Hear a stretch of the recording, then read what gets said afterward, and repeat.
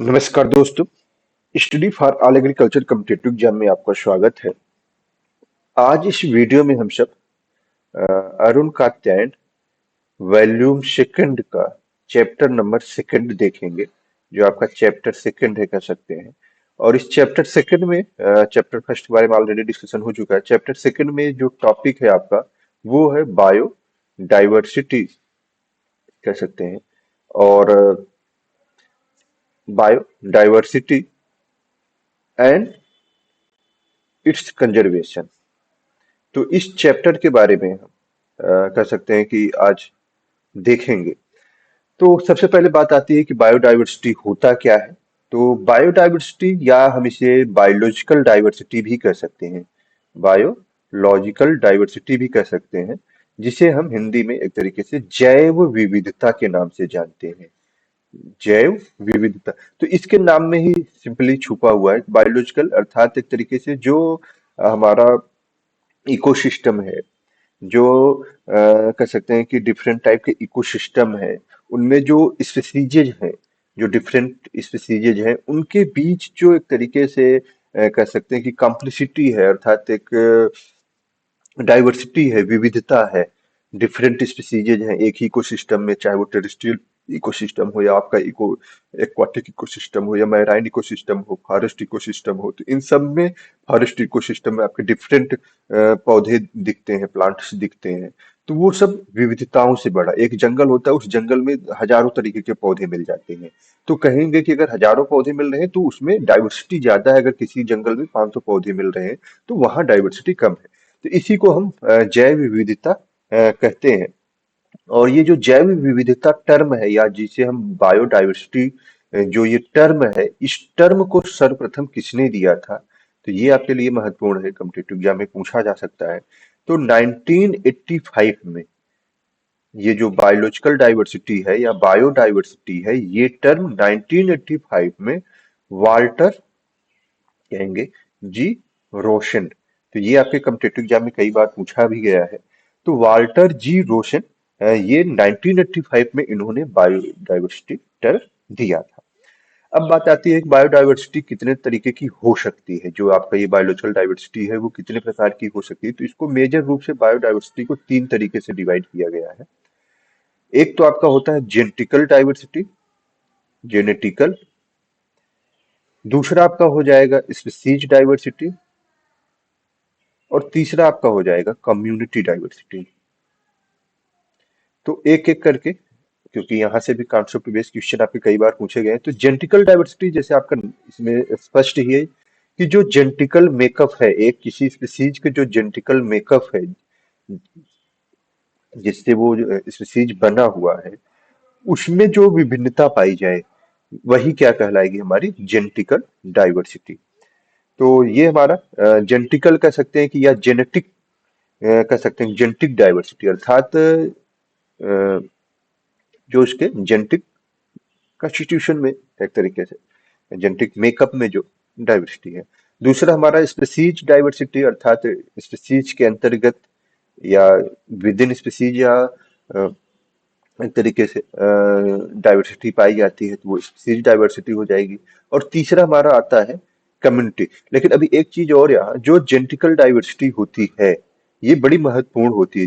जैसे हम different type के वैरायटीज डेवलप कर रहे हैं। अब अगर जेनेटिकल डाइवर्सिटी मान लेते हैं कि यूनिफॉर्म हो जाए, अगर ये डाइवर्सिटी कम हो जाती है तो फिर क्या होगा? और अगर जेनेटिकल डाइवर्सिटी ज्यादा रहे, प्रचुर मात्रा में रहे, जेनेटिकल डाइवर्सिटी बहुत है, फिर क्या होगा? तो ये दो तरीके के क्वेश्चन कॉम्पिटिटिव एग्जाम में कभी कभी कॉन्सेप्ट बेस्ड पूछे जाते हैं। तो देखिए, अगर जेनेटिक जो डाइवर्सिटी है, जो विविधता है, वो अगर कम हो जाती है तो कोई भी जैसे रोग के प्रकोप है, उस वैरायटी के विलुप्त होने के चांसेस ये सारे बहुत तेजी से बढ़ जाते हैं।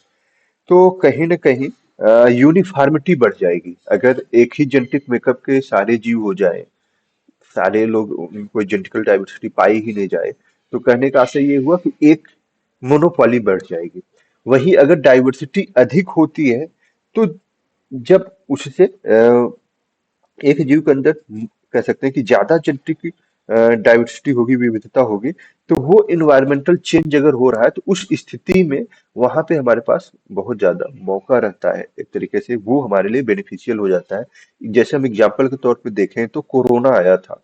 कोरोना में कुछ लोगों के पास इम्यूनिटी ज्यादा थी, वो बच गए, जिनके पास इम्यूनिटी कम थी वो कहीं न कहीं, तो ये जेनेटिकल मेकअप की बात है कि कुछ लोगों के पास जेनेटिकली। और दूसरा हम कह सकते हैं कि जैसे जो कोरोना आया, तो वो कोरोना जेनेटिकली केवल ह्यूमन बीइंग को डिस्टर्ब कर रहा था, न कि वो पौधों को करे या एनिमल को करे। तो ये भी चीजें होती हैं कि जेनेटिक डाइवर्सिटी, तो ये कभी भी क्वेश्चन अगर पूछा जाए तो जेनेटिक डाइवर्सिटी महत्वपूर्ण हो जाती है और लाभदायक होती है अगर ज्यादा है। अब बात कर लेते हैं हम कम्युनिटी। कम्युनिटी मीन्स एक तरीके से कह सकते हैं कि समुदाय। तो समुदाय से तात्पर्य हम कह सकते हैं कि ये जो कम्युनिटी या इकोसिस्टम डाइवर्सिटी है, अ, तो हमारा जो हम ह्यूमन बीइंग जहाँ रह रहे हैं, एक सिंपल सी बात करें, अगर हम जहाँ रह रहे हैं ह्यूमन बीइंग, तो वहां पे हमारे पास हमारे आसपास बहुत सारे जीव हैं। ये मान लेते हैं कि हमारा एक बाउंड्री हो गई, इस बाउंड्री में ह्यूमन रह रहे हैं, एनिमल्स भी हैं, फिश भी हैं, हमारी क्रॉप भी है, और कह सकते हैं कि इसमें मतलब कि एक तरीके से plant, animals, micro organism, different type के लोग जो है इस विदिन ये जो एक तरीके से एरिया है, इस पर्टिकुलर एरिया में रहते हैं। तो इस तरीके की जो डाइवर्सिटी होगी वो क्या कहलाएगी, आपकी कम्युनिटी डाइवर्सिटी कहलाएगी। अब देखिए तीनों चीजें समझना जरूरी है। जेनेटिक डाइवर्सिटी क्या होती है, जो जेनेटिक मेकअप होता है, एक हमारा अगर गेहूं की वैरायटी है तो उसका अपना एक जेनेटिक मेकअप है, और वो किसी के प्रति रेजिस्टेंस होगी, किसी के प्रति नॉन रेजिस्टेंस होगी, तो वो जेनेटिक डाइवर्सिटी हो गई। स्पीसीज मतलब स्पीसीज के अंदर जो डाइवर्सिटी पाई जाती है। और तीसरा कम्युनिटी डाइवर्सिटी। कम्युनिटी डाइवर्सिटी से मतलब है कि एक पर्टिकुलर एरिया में कितने जीव रह रहे हैं, किस तरीके के माइक्रो ऑर्गेनिज्म मतलब कि लिविंग ऑर्गेनिज्म रह रहे हैं, उसमें एनिमल भी है, फिश भी है, क्रॉप भी है, डिफरेंट क्रॉप्स हो सकती हैं, तो ये सारी चीजें आती हैं। तो ये हमारा कहेंगे कम्युनिटी डाइवर्सिटी या इको सिस्टम डाइवर्सिटी के नाम से भी जानते हैं कि भाई डिफरेंट टाइप के इको सिस्टम होते हैं। अगर ये नहीं तो पिछले वीडियो में ये भी अपलोड किया गया है। तो ये हो गया। अब बात आती है कि एक बड़ा ही महत्वपूर्ण है, कई बार पूछा भी गया है कि बायोलॉजिकल डाइवर्सिटी एक्ट ये कब आया था, ये पूछा जाता है। बायोलॉजिकल डाइवर्सिटी एक्ट कह सकते हैं। तो ये बायोलॉजिकल डाइवर्सिटी एक्ट जो है ये 2002 का है। ये कब का है, 2002, बायोलॉजिकल डाइवर्सिटी एक्ट 2002। और ये लागू कब हुआ, ये गजट कब हुआ, तो ये गजट हुआ था 1/10/2003 में। तो ये याद रखना, बायोलॉजिकल डाइवर्सिटी एक्ट कब पास हुआ, बायोलॉजिकल डाइवर्सिटी एक्ट 2002 है। और इसका कह सकते हैं कि नेशनल बायोडायवर्सिटी अथॉरिटी की स्थापना हुई इसी के अंतर्गत। कह सकते हैं कि ये याद रखना है। नेशनल, ये पूछा जाता है कहाँ है, नेशनल बायो डाइवर्सिटी कह सकते हैं अथॉरिटी। तो नेशनल बायोडायवर्सिटी अथॉरिटी जो है वो आपकी है कहाँ, चेन्नई में है। कुछ लोग जानते होंगे, जो जानते होंगे मैसेज करेंगे। तो ये चेन्नई में है, ये पूछा जाता है। तो दो क्वेश्चन आपके यहाँ से हो गए। अभी तक 7 से 8 क्वेश्चन हमने देख लिया। बायोलॉजिकल डाइवर्सिटी क्या होता है, उसके कितने प्रकार के होते हैं, टर्म किसने दिया, जेनेटिक बायोडाइवर्सिटी अगर ज्यादा होगी तो उसके क्या लाभ हैं। और दूसरा अभी हमने बात कर ली अब कि बायोलॉजिकल डाइवर्सिटी एक्ट किस ईयर का है, 2002 का है। उसी के अंतर्गत नेशनल बायोडाइवर्सिटी अथॉरिटी बनी, और जिसे हम एनबीए कह सकते हैं शॉर्ट में, एनबीए नेशनल बायोडाइवर्सिटी अथॉरिटी, जो चेन्नई में है। इंडिया के पास अगर हम देखें तो आप सब अगर जानते होंगे, जनरली जानना भी चाहिए कि इंडिया के पास टोटल वर्ल्ड की कितनी एरिया आती है। कोई बता सकता है तो आप सब कमेंट करिएगा। मैं तब तक आप सबको कि 2.5 इंडिया के पास पूरे वर्ल्ड की जो एरिया है वो कितनी है, 2.5% है। और अगर वही हम बात करें उत्तर प्रदेश, क्योंकि ये पूछा जा सकता है आपके कॉम्पिटिटिव एग्जाम में, तो अगर उत्तर प्रदेश की हम बात करें, उत्तर प्रदेश के पास पूरे इंडिया की कितनी परसेंट एरिया है। तो कह सकते हैं कि एक तरीके से जो पॉपुलेशन है, अगर हम इसमें बात करें, तो वो पॉपुलेशन 16.5 के करीब आ जाती है। मतलब ये 17 के करीब, 17% के करीब जो पूरे इंडिया की पॉपुलेशन है वो है। जबकि एरिया जो है वो काफी कम है। तो क्योंकि एरिया के मामले में सबसे ज्यादा एक क्वेश्चन आप सबको देना है आंसर, कि अगर एरिया के की बात करें तो भारत में सबसे ज्यादा एरिया किस राज्य की है, अर्थात according to area which state is largest in India. तो ये हो जाएगा। और हमारे यहाँ जो डाइवर्सिटी पाई जाती है वो 7.5% तक, अर्थात हमारे पास एरिया तो 2.5% है, लेकिन टोटल वर्ल्ड की जो डाइवर्सिटी है उसका 7.5, क्योंकि ये डाटा बेस है तो पूछा भी जाता है, बहुत ज्यादा इसमें चेंजेस होने नहीं है, तो ये पूछा जा सकता है।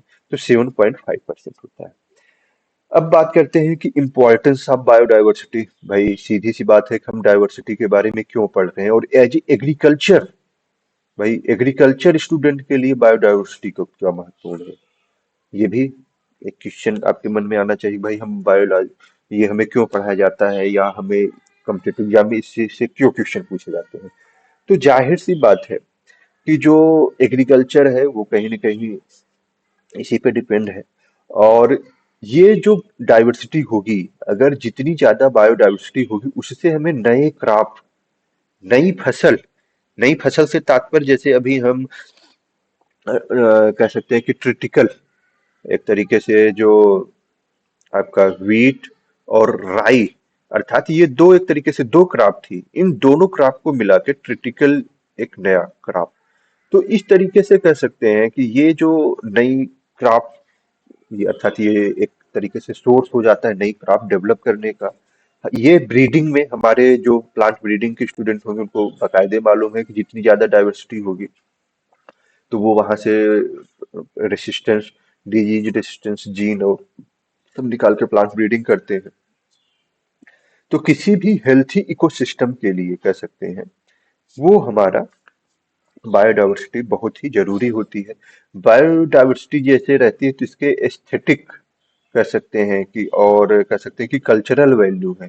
कुछ लोग होते हैं जैसे हमारा अगर हम इसी के अंतर्गत बात करें, बायोडायवर्सिटी के अंतर्गत हम इनका नेचुरल कंजर्वेशन करते हैं, जिसके अंतर्गत हमारे क्या होते हैं, पार्क आते हैं।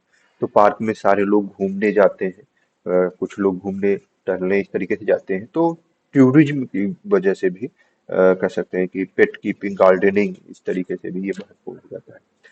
तो ये हमारा हो गया कि किस तरीके से बायोडायवर्सिटी महत्वपूर्ण है हमारे लिए। अब बात आती है कि थ्रेट, अर्थात जो हमारा बायोडायवर्सिटी ये जैव विविधता है, इसको कौन कौन से ऐसे कारक हैं जो प्रभावित कर सकते हैं, जो इसके लिए थ्रेट है, जिस जो इसे चोट पहुंचा रहे हैं, पहुंचा सकते हैं। तो सबसे पहले है कि इनका, ये कई बार देखिए, ये मैं बता रहा हूँ, ये इस पे क्वेश्चन कई बार आपका अदर पीसीएस जैसे एग्जाम में भी पूछा गया है कि डिस्ट्रक्शन।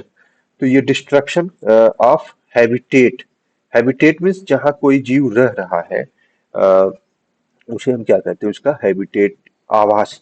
अब किसी की आवाज को तोड़ दिया जा रहा है, सिंपल सी बात है कि अगर जंगल है, धीरे धीरे जंगल कम हो रहे हैं, तो जंगल अगर कम हो गए तो जो पशु पक्षी उसमें रहते थे, जो पौधे रहते थे, उनके लिए एक तरीके से कहीं ना कहीं समस्याएं आती हैं, थ्रेट्स होते हैं, और वो फिर विलुप्त की श्रेणी में आ जाते हैं। तो सबसे बड़ा कारण जैव विविधता की कमी, जैव विविधता को सबसे ज्यादा ब्रेक करने वाला काम जो कर रहा है वो डिस्ट्रक्शन ऑफ हैबिटेट। कहीं जंगल था वहां रोड बन गया, कहीं किसी ने जंगल में अपनी कटाई कर दी, वृक्षों की कटाई कर दी, तो इस तरीके से। दूसरा क्या है, कहीं चेक डैम बन गए, कुछ और इस तरीके से। दूसरा सबसे महत्वपूर्ण कारक है वो है पॉल्यूशन।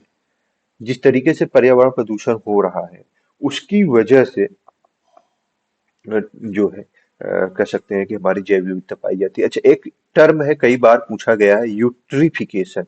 ये आपका कई बार यूट्रोफिशिएशन, तो फिकेशन, तो ये न्यूट्रिएंट इनरिचमेंट, ये आपको याद रखना है, न्यूट्रिएंट इनरिचमेंट को ही हम कहते हैं। तो पॉल्यूशन की वजह से भी हमारी बायोलॉजिकल डाइवर्सिटी जो है वो ड्रेस्टिकली, मतलब एक तरीके से लगातार क्षीण हो रही है। तीसरा हमारा कह सकते हैं कि नेचुरल क्लेमिटीज, नेचुरल क्लेमिटी जैसे हमारा हिमालयाज है, हिमालयों में तमाम जगह भूस्खलन हो जाते हैं, तो भूस्खलन होने से भी कह सकते हैं कि भूस्खलन हो गया, कहीं जंगल है, जंगल में आग लग गई गर्मियों के महीने में, तो इस तरीके से भी कह सकते हैं कि या सूखा पड़ गया, तो जो जैव विविधता, जो जीव रहते हैं उनको पानी नहीं मिल पाया, तो सूखा की वजह से भी जैव विविधता प्रभावित होती है। और कुछ एक्जोटिक जो कह सकते हैं कि स्पीसीजेज आ गई, जैसे तमाम ऐसे वीड्स हैं जो यहाँ आए थे कंट्रोल करने के लिए, बाद में वो यहाँ के लिए ही हानिकारक बन गए। तो ये सारे कारण हो सकते हैं। तो ये कॉन्सेप्ट बेस एक आपका क्वेश्चन पूछा जाता है कि which one of the following is causes threat to biological diversity, उसमें चार ऑप्शन दे दिए जाएंगे, जनरली ऑल ऑफ दीज का दिया जाता है कि destruction of habitats, pollution, earthquake, natural disaster, ये क्या है। तो ये कॉन्सेप्ट बेस याद रखने की जरूरत है। अब इसके बाद बात अगर हम करें तो एक टर्म और आता है बायोलॉजिकल डाइवर्सिटी के अंतर्गत ही, कई बार आप सबने सुना होगा, रेड डाटा बुक। जनरली जो नहीं पढ़ा होगा उसको जब इस तरीके से आएगा तो वो समझेगा कि ये कोई और चीज है। रेड डाटा बुक, तो जो ये रेड डाटा बुक है, इसको कह सकते हैं कि IUCN, आपका ये एक IUCN, इसका पूरा नाम पूछा जा सकता है कि IUCN किसे कहते हैं। तो इसे कहेंगे कि एक तरीके से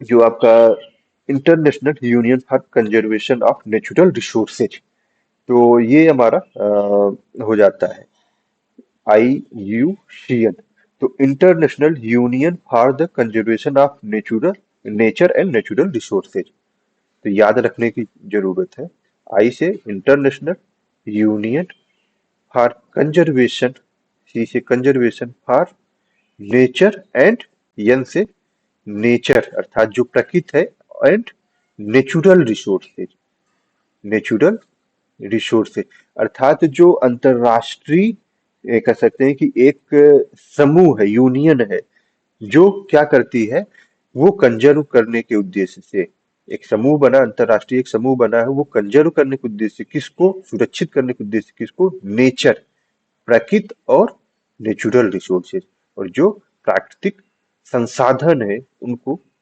तो ये कहाँ है, अब ये क्वेश्चन भी पूछा जा सकता है भाई। IUCN आपने जान लिया कि international union for conservation of nature and natural resources, तो ये है कहाँ, अब ये भी पूछा जा सकता है। तो ये जो है वो है ग्लैड, आपका एक तरीके से कह सकते हैं ग्लैंड। और ये आपका ग्लैंड, स्विट्जरलैंड, स्विट्जरलैंड आप सब देखते होंगे, बहुत सारे लोग जाते हैं घूमने, क्योंकि वहाँ पे डाइवर्सिटी बहुत तरीके, वहाँ पे इस तरीके से चीजें पाई जाती है। तो international union for conservation of nature and natural resources, उन्होंने एक रेड डाटा बुक बनाया, एक तरीके से रिकॉर्ड कीपिंग कर सकते हैं कि इन्होंने एक रिकॉर्ड कीपिंग रजिस्टर टाइप का बनाया कि किस तरीके से जो हमारे इंडेंजर्ड स्पीसीजेज हैं, मतलब कि लगभग लगभग अभी आज की डेट में पूरे विश्व में 20,000 के करीब ऐसे स्पीसीजेज हैं जो कि विलुप्त होने वाले हैं, मतलब कि इंडेंजर्ड, मतलब कि एक तरीके से उन पे खतरा आ चुका है। तो ये चीजें हैं। तो इसके अंतर्गत रेड डाटा बुक कर सकते हैं कि इसमें 5 मेन कंजर्वेशन कैटेगरीज रखी गई थी, ये भी पूछा जा सकता है कभी कभी 5। अब इस 5 में कह सकते हैं कि आपका आता है, अर्थात ये क्या हो गया कि ये आपके विलुप्त हो चुके हैं, मतलब जनरली अब दिखाई ही नहीं दे रहे हैं, जैसे डायनासोर आप सब तमाम पिक्चरों में देखते होंगे। तो ये 5 कैटेगरीज के अंतर्गत आ गई रेड डाटा बुक में। तो ये पूछा अगर जाए तो ये जानना जरूरी है। दूसरा हमारा इंडेंजर्ड, अर्थात जो अब आज की डेट में दिख तो रहे हैं लेकिन बहुत ही मतलब उन पे बहुत ज्यादा खतरा है, वो बहुत जल्द क्या हो जाएंगे, इंडेंजर्ड से एक तरीके से विलुप्त हो जाएंगे, विलुप्त के कगार पे खड़े हुए हैं। तीसरा हमारा जो होता है vulnerable species and rare species, तो ये चीजें कह सकते हैं कि रेयर, रेयर में जो दिख ही नहीं रहे हैं। और अगर हम वुलनरेबल की बात करें तो वुलनरेबल में भी इस तरीके से बातें आ जाती हैं।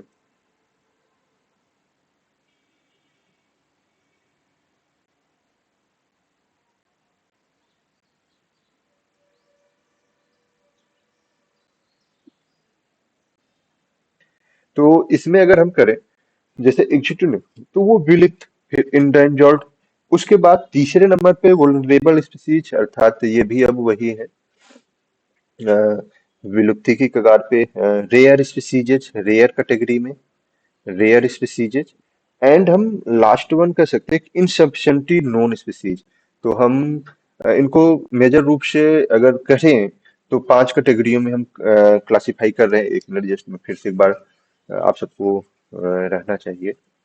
मेन ये रेड डाटा बुक, तो अब इसमें वही क्या है, इंडेंजर्ड स्पीसीज अदर जो है, तो कह सकते हैं कि जो हमारे नेचुरल रिसोर्सेज हैं उनको यहाँ पे एक रिकॉर्ड कीपिंग के लिए रखा जा रहा है।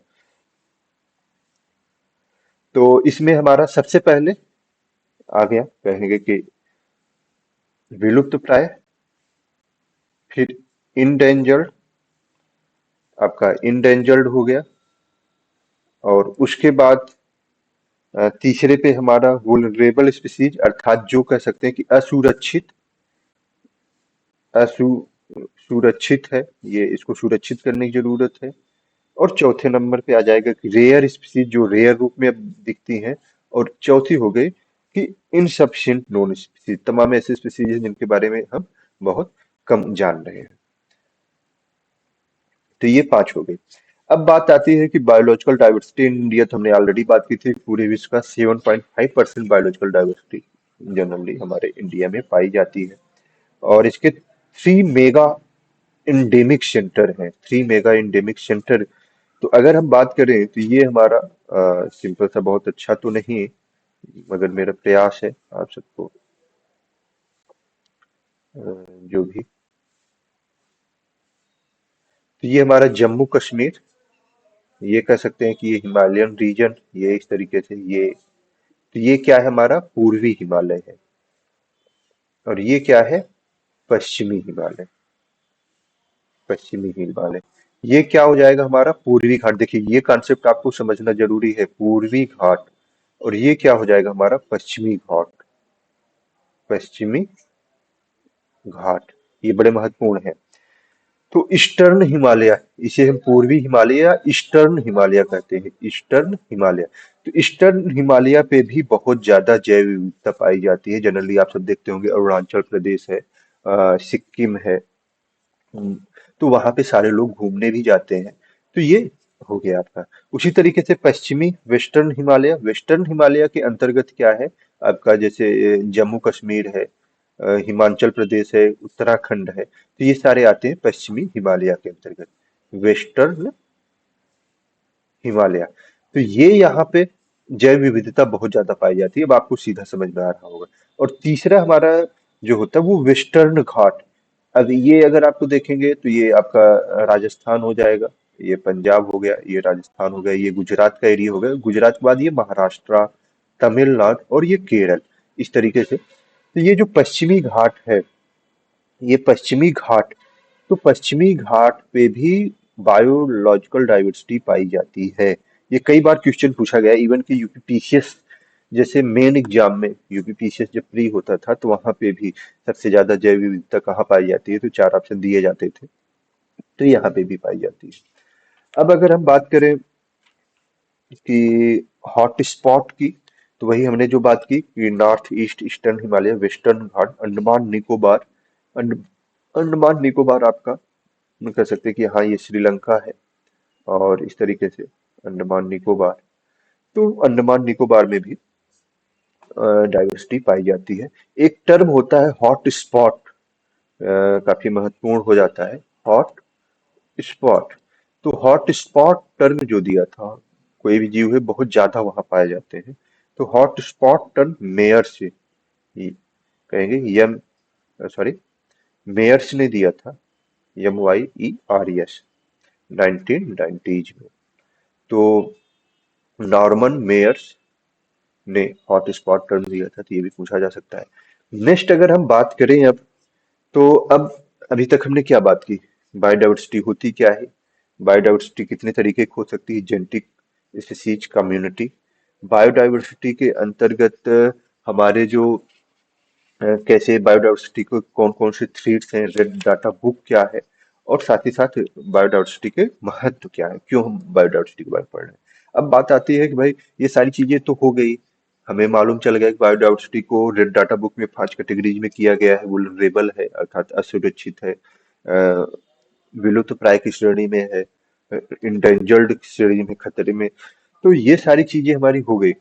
अब इसको कैसे हम सुरक्षित कर सकते हैं? तो सुरक्षित करने का मतलब हो गया कि कंजर्वेशन।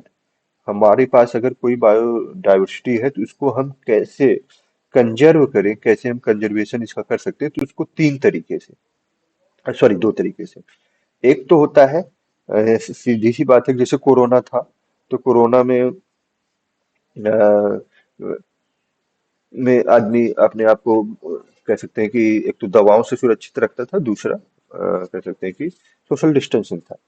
उसी तरीके से कंजर्वेशन ऑफ बायोडायवर्सिटी जो होगा वो 2 तरीके से होता है। एक तो इन सिटू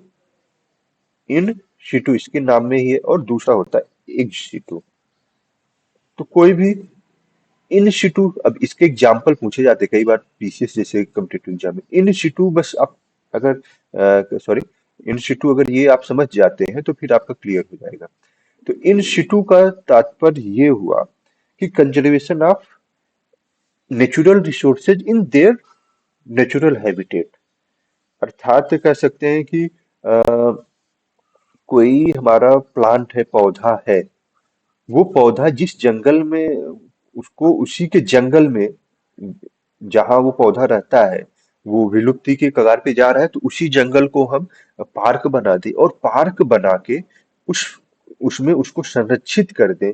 नेशनल पार्क जो होते हैं, तो उसमें हम उसको सुरक्षित कर दें, तो वो क्या कहलाएगा? हमारा इन सिटू। मैंने एक एग्जाम्पल के तौर पे अभी पार्क की बात कर दी, तो ये पार्क क्या आता है? इन सिटू मैनेजमेंट के अंतर्गत आता है। समझने की बात है। और दूसरा हमारा होता है ex situ, अर्थात हमारा कोई भी पौधा है, कोई भी जैसे फसल होती है, तो वो कोई क्रॉप है, अब उस फसल को या कोई भी पौधा है उसको हम ले आके उसके आउट ऑफ नेचुरल एरिया, उसका जो नेचुरल एरिया है वहां से लाके कहीं और जगह पे सुरक्षित कर दें। जैसे कि कई वैज्ञानिक लोग होते हैं कि अपने घर के आसपास जो जितनी वैरायटीज होती है उनको लाते हैं और अपने घर के आसपास वो एक सेंटर डेवलप कर लेते हैं, या उनको कहीं लैब में रख लेते हैं। तो इस तरीके से करना क्या होता है? वो इक्स सिटू, अर्थात conservation outside the natural area, जो उसका नेचुरल एरिया है उससे बाहर। तो हम एक एक करके इन सिटू को समझने की कोशिश करते हैं। In situ means conservation of natural in their natural habitat. अब इसके अंतर्गत जो आते हैं, जैसे वाइल्ड लाइफ सेंचुरीज हैं, वाइल्ड लाइफ, आपके डिफरेंट वाइल्ड लाइफ सेंचुरी, जहाँ जंगली जीव पाए जाते हैं। तो जंगली जीव जहाँ प्रचुर मात्रा में पाए जाते हैं, उस एरिया को घेर के वहाँ रिस्ट्रिक्शन लगा दिया जाता है और वो उनके लिए संरक्षित कर दिया जाता है। उसी तरीके से दूसरे नंबर पे इंस्टीट्यू में आता है नेशनल पार्क। आज की डेट में 100 से अधिक नेशनल पार्क है। तो नेशनल पार्क जैसे दुधवा नेशनल पार्क, पूछा जाता है दुधवा नेशनल पार्क कहाँ है? दुधवा नेशनल पार्क ये उत्तर प्रदेश में है, और उत्तर प्रदेश के किस जनपद में है, ये क्वेश्चन आप सबको बताना है, आंसर देना है इसका। उत्तर प्रदेश के किस जनपद में है दुधवा नेशनल पार्क? तो उसके बाद बायोस्फीयर रिजर्वायर है, बायोस्फीयर जो आपका रिजर्वायर है, रिजर्व है, सॉरी, बायोस्फीयर रिजर्व, वहां पे आप कर सकते हैं। वर्ल्ड हेरिटेज साइट, देखते होंगे कि जैसे तमाम साइटों को वर्ल्ड हेरिटेज साइट डेवलप के रूप में नॉमिनेट कर दिया जाता है, तो उसका कंजर्वेशन हो जा रहा है, मतलब कि अब वो चीज वहां बची रह जाएगी। तो ये हम कह सकते हैं कि बायोस्फीयर रिजर्वायर, तो कह सकते हैं कि यूनेस्को, यूनेस्को का नाम आप सबने सुना होगा, और नहीं सुना होगा तो एक बार फिर से।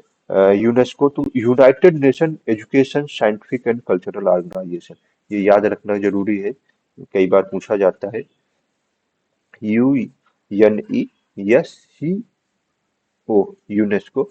तो कह सकते हैं कि यूएन, तो यूनाइटेड नेशन, एजुकेशन, ई से एजुकेशन, एस से साइंटिफिक, और कहेंगे कि सीओ से कल्चरल और ऑर्गेनाइजेशन। तो united nation education and scientific cultural organisation जो है, वो एक योजना के अंतर्गत मैप, मैप ये पीछे से एक बार पूछी भी गई थी, मैप योजना। तो मैप मीन्स हो गया हमारा मैन एंड बायोस्फीयर प्रोग्राम। तो उसके अंतर्गत कह सकते हैं कि बायोस्फीयर रिजर्वायर बनाए जाते हैं। तो ये हमारा मैप, तो man and biosphere reserve programme, man and biosphere programme. तो मैप, तो ये यूनेस्को का, ये याद रखने की जरूरत है। तो ये बायोस्फीयर रिजर्वायर्स हो जाएंगे, ये जिनके अंतर्गत यूनेस्को हो गया, आईयूसीएन जो रेड डाटा बुक को करता है, रेड डाटा बुक की 5 कैटेगरीज है, इनके बारे में आपका हो गया। जैसे हमने अभी पूछा था, लखीमपुर खीरी में है दुधवा नेशनल पार्क, तो ये काफी महत्वपूर्ण नेशनल पार्क है। तो कार्बेट नेशनल पार्क कहाँ है? कोई बत, मुझे लग रहा है कि आप सबको मालूम होगा, कार्बेट नेशनल पार्क। और ये भारत का पहला हो सकता है, राइट और रॉन्ग, अगर मैं सही हूं तो आप सब इसका भी मैसेज करिएगा। तो ये हो गया। इसके बाद आती है बात एक साइलेंट विल्ले, ये कहाँ है? ये कई बार क्वेश्चन पूछा गया है। तो केरला, शांत घाटी, क्योंकि यहाँ भी बहुत ज्यादा जैव विविधता पाई जाती है, तो शांत घाटी कहाँ है? केरला में है। ये कई बार क्वेश्चन पूछा गया है। रामसर साइट, तो रामसर साइट क्या है? रामसर ये ईरान है, ईरान में एक कन्वेंशन हुआ था। रामसर साइट याद रखने की जरूरत है, राम सर। तो रामसर साइट क्या होता है? ये एक क्या है? रामसर क्या है? एक आपका ईरान में कन्वेंशन हुआ था, उसी के नाम पे रखा गया है। जो वेटलैंड एरियाज है, जो वेटलैंड आप सब देखते होंगे, तमाम ऐसे जगहें होती हैं, तमाम आपके जनपदों में हो सकता है कि जहाँ पे वेटलैंड अर्थात पानी लगा रहता है, साल भर वहाँ पानी लगा रहेगा। तो ऐसे एरियाज को संरक्षित करने के उद्देश्य से रामसर साइट एक तरीके से कन्वेंशन करके किया गया। तो ये हमारा हो जाएगा। अब उसके बाद हम बात करें इज सिटू कंजर्वेशन, ये तो इन सिटू के अंतर्गत आ गए, बायोस्फीयर रिजर्वायर हो गए, नेशनल पार्क हो गए, वर्ल्ड लाइफ सेंचुरीज हो गई, वाइल्ड लाइफ सेंचुरीज, ये सारी चीजें हो गई। अब दूसरा इज सिटू में हम जैसे जीन बैंक बनाते हैं, जनरली हमारा जैसे IRI है, अदर है, तो वो जीन बैंक बना के वो आउटसाइड उसके नेचुरल हैबिटेट से बाहर उसको सुरक्षित रखती हैं। तो वो हमारा इन सिटू कंजर्वेशन के अंतर्गत आता है। अब इसके बाद हम बात करें इन्वायरमेंटल लॉ। इन्वायरमेंटल लॉ की अगर बात करें हमारा, अर्थात पर्यावरणीय कानून, तो रियो डी जनेरियो 1992 में एक तरीके से हुआ था, जिसे हम अर्थ समिट के नाम से जानते हैं। देखिए, ये याद रखने की जरूरत है, 1992 में अर्थ समिट, या हम इसे पृथ्वी सम्मेलन के नाम से जानते हैं।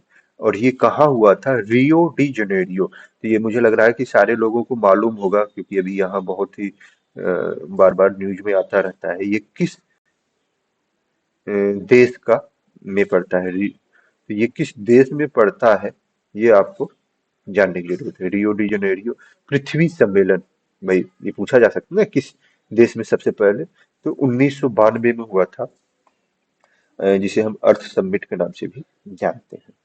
अब एक क्वेश्चन कई बार कॉम्पिटिटिव एग्जाम में पूछा जाता है कि भाई आपके यहाँ तो डिपार्टमेंट ऑफ एनवायरनमेंट, अर्थात जो पर्यावरण मंत्रालय है, जैसे एग्रीकल्चर मंत्रालय था, तो ये एग्रीकल्चर मंत्रालय बहुत पहले ही बना था हमारा। पहले एग्रीकल्चर और रेवेन्यू बोर्ड, अंग्रेजों के समय में ही रेवेन्यू एंड एग्रीकल्चर दोनों एक ही में डिपार्टमेंट था, 1870 के करीब।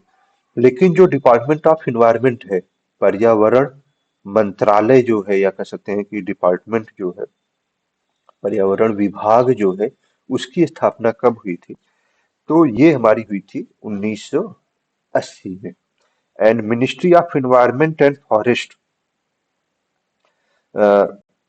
तो देखिए इतिहास में इसलिए कि पूछा जाता है, सबसे पहले क्या डेवलप हुआ? पर्यावरण विभाग, मंत्रालय नहीं डेवलप हुआ, पर्यावरण विभाग या डिपार्टमेंट ऑफ इन्वायरमेंट कब हुआ? 1980 में। फिर बाद में क्या हुआ कि भाई डिपार्टमेंट तो डेवलप हो गया, लेकिन इसके लिए ये चाहिए कि भाई कोई मंत्री, स्पेसिफिक मंत्री रहे, मंत्री जी बने। तो ministry of environment and forest, ministry of environment and forest इसकी स्थापना हुई कब हुई? 1985। ये पूछा जाता है, मैं इसलिए आप सबको बता रहा हूँ।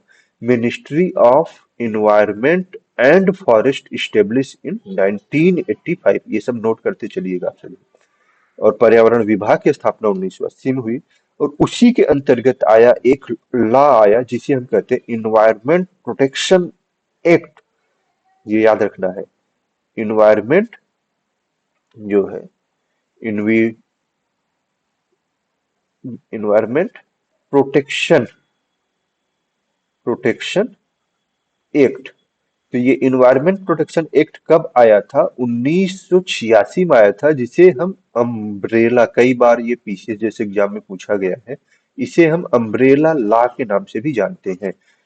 इस नियम को हम किसके नाम से जानते हैं? Umbrella law, environment protection act कब आया? 1986 में, जिसे हम अम्ब्रेला लॉ के नाम से भी जानते हैं। भोपाल गैस ट्रेजेडी आपकी हुई थी। तो उसी के बाद फिर आपका 2002 में क्या आया था? मैंने आपको ऑलरेडी स्टार्टिंग में बताया था, बायोलॉजिकल डाइवर्सिटी एक्ट आया। तो ये चीजें हो जाएंगी। और जिसकी स्थापना चेन्नई में हुई, और उसके लिए एक अथॉरिटी डेवलप हुआ जो चेन्नई में हुआ। लास्ट वन जो एक बड़ा महत्वपूर्ण इसमें और है आपका, कि वो बड़ा महत्वपूर्ण है, वाइल्ड लाइफ प्रोटेक्शन एक्ट। कई बार पूछा गया है। वाइल्ड लाइफ अर्थात जो हमारे जीव हैं, जो जंगली जीव हैं, उनको प्रोटेक्शन के लिए एक अधिनियम आया, जैसे सीड एक्ट है, फर्टिलाइजर एक्ट है, और इस तरीके से। तो वाइल्ड लाइफ प्रोटेक्शन एक्ट वो 1972 में था। ये कई बार पूछा गया है। वाइल्ड लाइफ प्रोटेक्शन एक्ट कब आया? 1972 में आया था। तो ये पूरा हो गया। और साथ ही साथ एक कह सकते हैं कि फॉरेस्ट कंजर्वेशन एक्ट, ये पूछा जाता है। फॉरेस्ट कंजर्वेशन एक्ट वो आया था 1980 में। तो ये हमारे महत्वपूर्ण हो जाएंगे। तो बायोलॉजिकल डाइवर्सिटी जो आपका अरुण कात्यायन का सेकंड चैप्टर था, उससे ये सारे महत्वपूर्ण क्वेश्चन आपके कॉम्पिटिटिव एग्जाम के दृष्टिकोण से जो भी बन सकते थे, कांसेप्ट बेस भी, वो कोशिश रही। उम्मीद है कि आप सबको ये पसंद आया होगा, और एक इससे भी बेहतर आप सबको उपलब्ध कराने की कोशिश की जाएगी। देखिए, इसमें मेजर जो चीजें अभी तक हमने पढ़ी, बायोडायवर्सिटी होती क्या है, वो कितने प्रकार की होती है, उसके क्या लाभ हैं, क्या महत्व, क्यों इम्पोर्टेंस है बायोडायवर्सिटी को कंजर्व करना, उसको हम कैसे कंजर्व कर सकते हैं in Situ and in Situ. इन सिटू के अंतर्गत जो मैंने चीजें आपको बताई, 5 चीजें, वो याद रखना, क्योंकि पूछा जाता है कि नेशनल पार्क इज ए इन सिटू और इन सिटू बायोडायवर्सिटी मैनेजमेंट सिस्टम। तो इस तरीके से 4 ऑप्शन बना के दिए जा सकते हैं, या विच one of the following is a in Situ management system of biodiversity. तो इसमें नेशनल पार्क और जीन बैंक इस तरीके से दिया जा सकता है। तो चलिए, साथ ही साथ अगर आप सभी को वीडियोज और अपडेट के लिए तो जुड़ सकते हैं। हमारा एक टेलीग्राम चैनल भी है। टेलीग्राम चैनल पे आप जो चैनल का नाम है study for all agriculture competitive exam के नाम से अगर आप करेंगे, सर्च करेंगे, तो वो चैनल आपको मिल जाएगा। उसको जाकर आप ज्वाइन कर सकते हैं। तो जो भी महत्वपूर्ण पीडीएफ अदर जो भी चीजें होंगी वो वहाँ पे आपको उपलब्ध कराई जाएंगी।